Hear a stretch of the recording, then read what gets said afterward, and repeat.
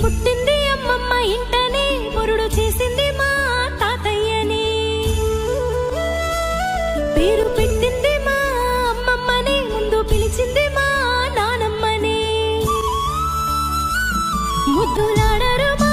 మావయ్యలు మురిసిపోయారు మా అత్తమ్మలు మా అమ్మమ్మ ఎప్పుడు కాపలా చూసుకున్నది కంటికి రెప్పలా లాల పోసింది జోల పాడింది బుగ్గ చుక్క పెట్టి